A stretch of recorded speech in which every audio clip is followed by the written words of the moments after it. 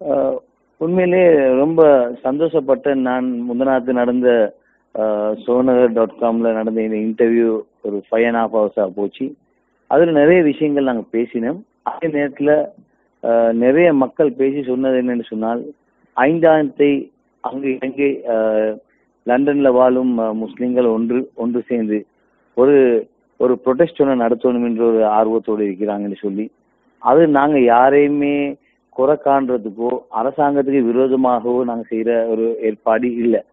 அது எங்களுடைய உரிமைக்காக வேண்டியும், எங்களுடைய முஸ்லிம் மக்களுடைய பாதுகாவலுக்காக வேண்டி நாங்க செய்யற ஒரு டெமான்ஸ்ட்ரேஷன். இதுல நாங்க பிரிந்தோம் என்று சொன்னால், இத கூட அரசாங்கம் பாதிக்கலாம்.